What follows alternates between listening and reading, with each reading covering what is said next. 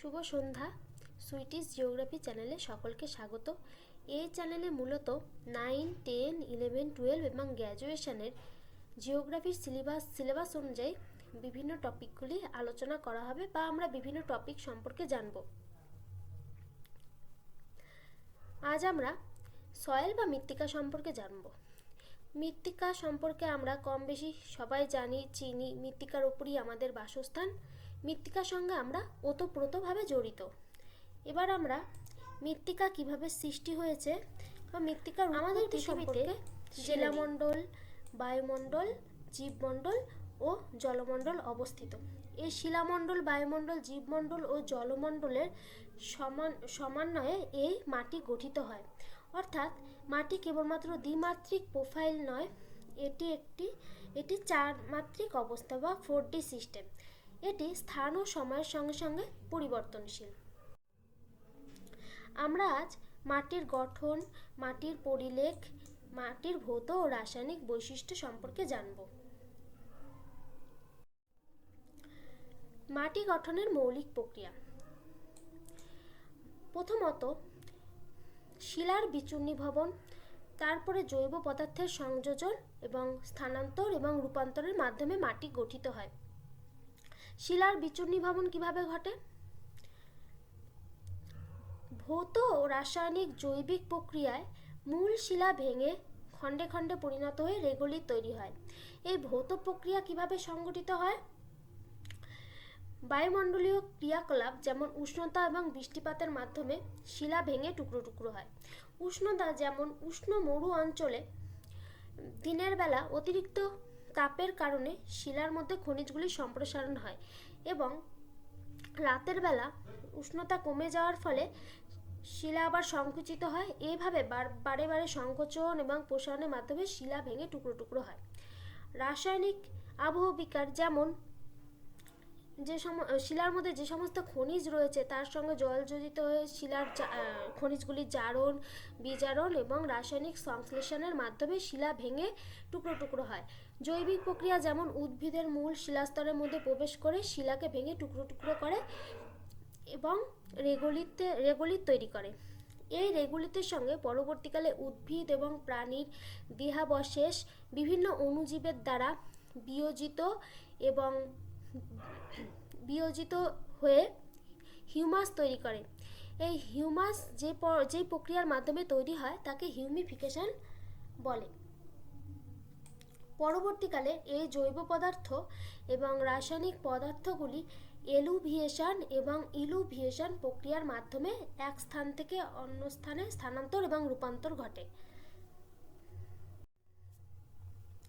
এবার আমরা মৃত্তিকার পরিলেখ বা সয়েল প্রোফাইল সম্পর্কে জেনে নিই।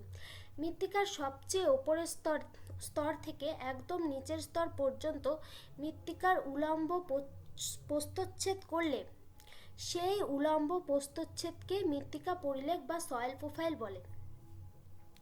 মৃত্তিকার পরিলেখের ক্ষুদ্রতম একক হলো পেডন। সোলাম। মৃত্তিকার ওপরের স্তর থেকে একদম নিচের স্তর পর্যন্ত A, B, C, D, E এই সমস্ত স্তরকে একত্রে সোলাম বলা হয়। এবার আমরা মৃত্তিকার হরাইজন সম্পর্কে জানব। মৃত্তিকার ওপরি স্তর থেকে একদম নিচের স্তর পর্যন্ত প্রতিটি স্তর বিভিন্ন বৈশিষ্ট্য সম্পন্ন। এই যে ভিন্ন বৈশিষ্ট্যযুক্ত এক একটি স্তর, এই এক একটি স্তরকেই বলা হয় হরাইজেন। যেমন ও হরাইজেন, এ হরাইজেন, ই হরাইজেন, বি হরাইজেন এটসেট্রা। ও হরাইজেন হলো সবচেয়ে উপরের স্তর। এই স্তরে উদ্ভিদ এবং প্রাণীর দেহাবশেষ আংশিক বিগলিত হয়ে জৈব পদার্থ বা হিউমাস সৃষ্টি করে। এই জন্য এই স্তরকে জৈব স্তরও বলা হয়। তার নিচে রয়েছে এ স্তর বা এ হরাইজেন। এ হরাইজেনকে ইপিপেডন বলা হয়। এই স্তরে খনিজ এবং জৈব পদার্থের মিশ্রণ লক্ষ্য করা যায়। এর রং গাঢ় হয়। এর নিচে রয়েছে ই স্তর। ই স্তর হলো পরিশ্রুত স্তর, অর্থাৎ এই স্তরের খনিজ এবং জৈব পদার্থগুলি অপসারণ ঘটে। মানে এক স্তর থেকে অন্য স্তরে খনিজ পদার্থের যখন অপসারণ ঘটে, সেই অপসারণ প্রক্রিয়াকে বলা হয় এলুভিয়েশন। এই অপসারণ প্রক্রিয়া লিচিং প্রক্রিয়ার মাধ্যমে হয়। লিচিং প্রক্রিয়া হলো পদার্থগুলি যখন জলের মাধ্যমে চুইয়ে চুইয়ে আর এক স্তরে সঞ্চিত হয় তখন তাকে বলা হয় লিচিং প্রক্রিয়া। এটি হলো এলুভিয়েটেড স্তর। তার নিচে রয়েছে বি হরাইজন বা ইলুভিয়েটেড স্তর। এই স্তর হলো সঞ্চয়ন স্তর। এই স্তরে এবং এ স্তর থেকে জৈব পদার্থ, খনিজ পদার্থ অপসারিত হয়ে এই বি স্তরে সঞ্চিত হয়।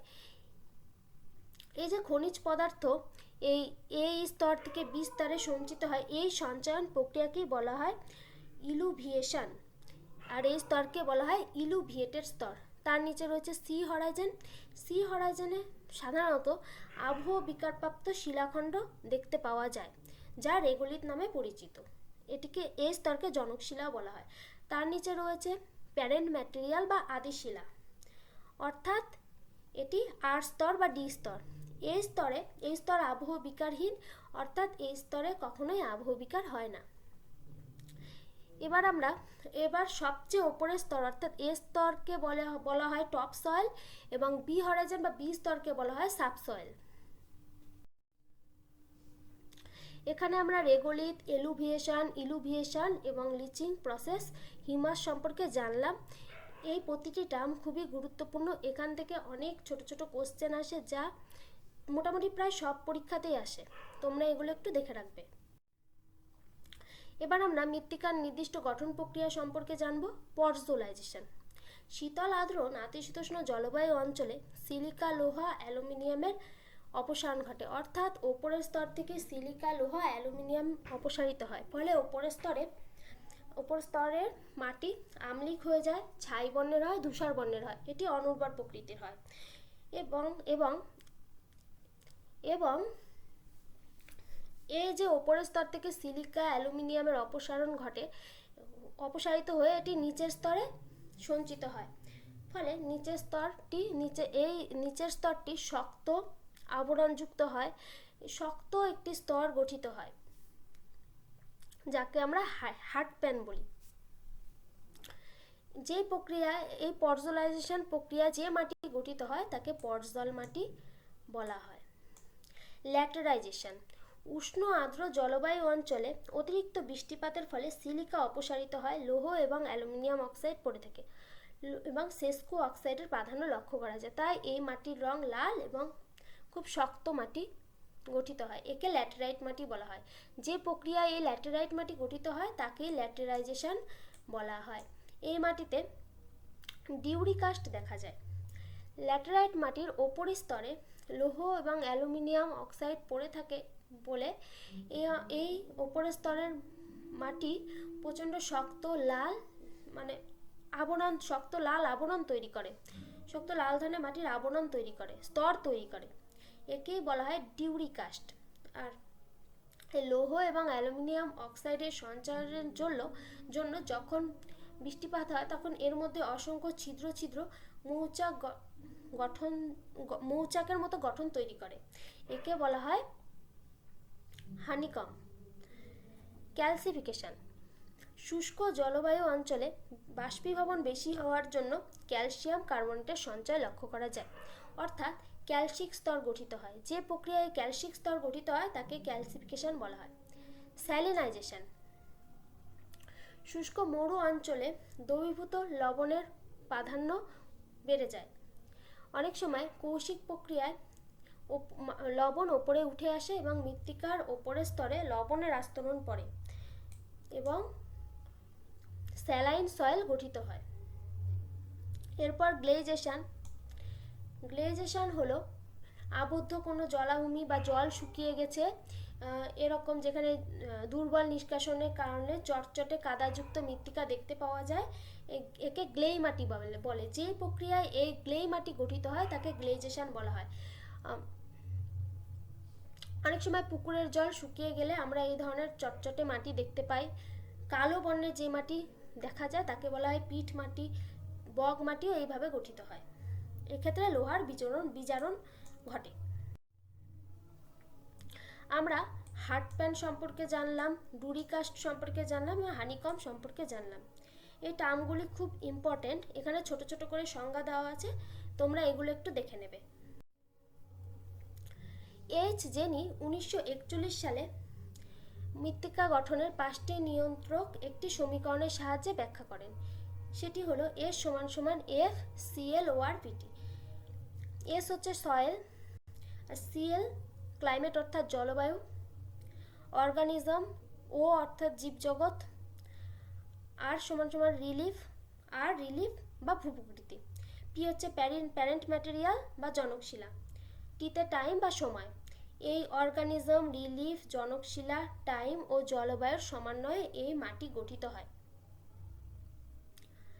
মৃত্তিকা বিজ্ঞানের জনক BV ডকুচেপকে বলা হয়। তোমরা এটি জেনে রাখো, এটি বিভিন্ন শর্ট কোশ্চেনে আসে, এটি গুরুত্বপূর্ণ। এবার আমরা সয়েল স্ট্রাকচার সম্পর্কে জানব। সয়েল স্ট্রাকচার বা মাটির গঠন হলো মাটিতে অবস্থিত পলি, বালি, কাদার আপেক্ষিক অনুপাত। এটি হলো টার্নারি ডায়াগ্রাম। এই ডায়াগ্রামের সাহায্যে আমরা কোন অঞ্চলের মাটি কী ধরনের তা আমরা জানতে পারি। যেমন কোন মাটিতে কাদার ভাগ বেশি, কোন মাটিতে বালির ভাগ বেশি, কোন মাটিতে পলির ভাগ বেশি, তা আমরা এই ডায়াগ্রামের সাহায্যে জানতে পারি। আমরা জানি যে বালি স্থূল গ্রথনযুক্ত, পলি মাঝারি এবং কাদা হচ্ছে অতি সূক্ষ্ম গ্রথনযুক্ত। এখানে বালির ব্যাস হলো 2.0 থেকে 0.05 মিলিমিটার, পলির ব্যাস হলো 0.05 থেকে 0.22 মিলিমিটার, আর কাদার ব্যাস হলো <0.002 মিলিমিটার। এবার আমরা মাটির গঠন সম্পর্কে জানব। মাটি বিভিন্ন গঠনযুক্ত হয়, যেমন plate like, prism like, block like এবং spheroidal structure. Plate like structure কীরকম? যখন মাটির স্তর এক একটি স্তর প্লেটের মতো আকারে সজ্জিত থাকবে অনুভূমিকভাবে, তখন তাকে প্লেট লাইক স্ট্রাকচার বলবো। মাটির কণাগুলি যদি পিজমের আকৃতির হয় তখন তাকে পিজম লাইক, এবং মাটির কণাগুলি যখন একটার সঙ্গে একটা যুক্ত হয়ে ব্লকের আকৃতির স্ট্রাকচার গঠন করে তখন তাকে ব্লক লাইক স্ট্রাকচার। আর মাটির গঠন যখন দানাদার হয় তখন তাকে স্পেরোডিয়াল স্ট্রাকচার বলা হয়। এই দানাদার গঠনে মাটিতে জল এবং বায়ু খুব সহজেই প্রবেশ করতে পারে, ফলে মাটি উর্বর হয় এবং মাটিতে চাষাবাদ ভালো হয়।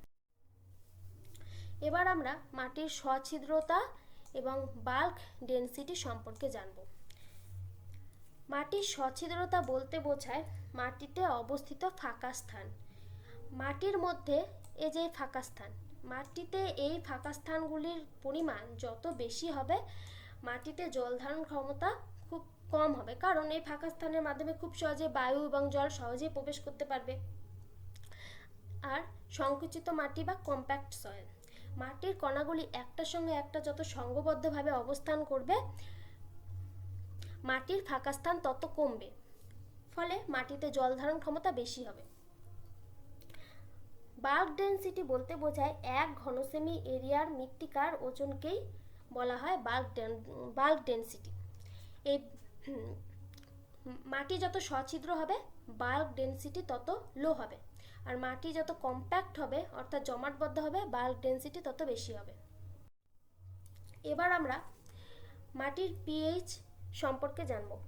মাটির পিএইচ হলো একটি গুরুত্বপূর্ণ রাসায়নিক ধর্ম যার মাধ্যমে মৃত্তিকাটি আম্লিক নাকি ক্ষারকীয় এটা বোঝা যায়।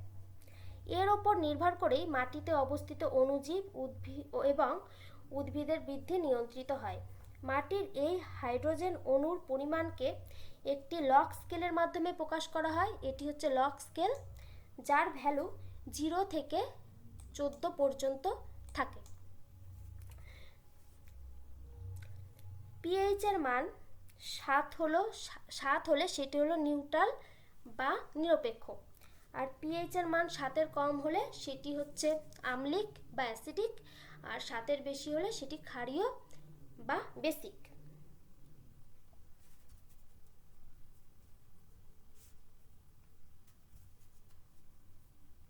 অতি আম্লিক এবং অতি ক্ষারীয় মৃত্তিকা খুবই খারাপ।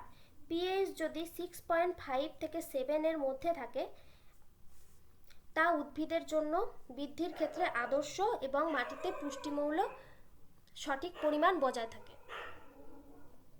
আজকে এই পর্যন্তই। নেক্সট দিন আমরা মৃত্তিকার ক্লাসিফিকেশন সম্পর্কে আলোচনা করব। সকলকে থ্যাংক ইউ।